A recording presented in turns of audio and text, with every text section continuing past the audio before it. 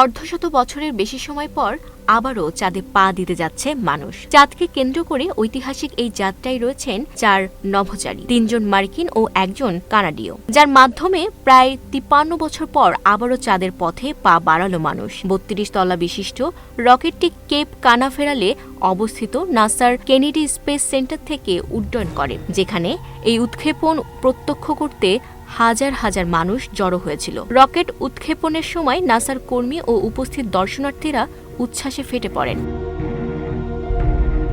Artemis 2 মহাকাশ অভিযান সফলভাবে শুরু করেছে মার্কিন মহাকাশ গবেষণা সংস্থা নাসা। স্থানীয় সময় বুধবার সন্ধ্যা 6:35 যুক্তরাষ্ট্রের ফ্লোরিডার কেনেডি স্পেস সেন্টার থেকে এই অভিযান শুরু হয়। আর্টেমিস 2 মিশনের উৎক্ষেপণের আগে চূড়ান্ত পরীক্ষা নিরীক্ষার সময় নভোচারীরা সংক্ষিপ্ত বক্তব্য দেন। এ সময় কানাডিয়ান নভোচারী জেরেমি হেনসেন বলেন, আমরা সমগ্র মানবজাতির পক্ষ থেকে চন্দ্রাভিযানে যাচ্ছি। এরপর আর্টেমিস 2 মিশনের launch director Charlie Blackwell Thomson সরাসরি নভোচারীদের উদ্দেশ্যে বক্তব্য রাখেন। তিনি বলেন, রিড, ভিক্টর, ক্রিস্টিনা ও জেরেমি এই ঐতিহাসিক মিশনে আপনারা সঙ্গে করে নিয়ে যাচ্ছেন আর্টেমিস 2 দলের হৃদয়, বিশ্বজুড়ে আমাদের অংশীদারদের সমর্থন এবং নতুন প্রজন্মের আশা স্বপ্ন শুভকামনা। ঈশ্বর আপনাদের সহায় হন। এগিয়ে চলুন আর্টেমিস 2। আর্টেমিস 2 মিশনে চাঁদের পথে পা বাড়ানো 4 নভোচারী হলেন যুক্তরাষ্ট্রের রিড উইজম্যান, ভিক্টর গ্লোভার ও ক্রিস্টিনা কক এবং কানাডার Jeremy Hansen.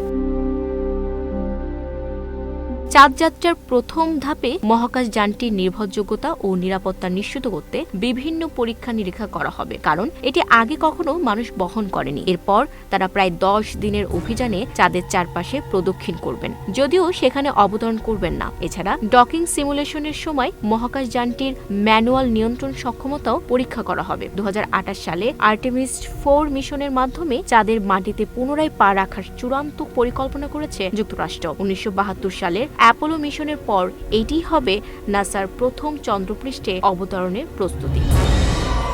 Desk report, news flash 71।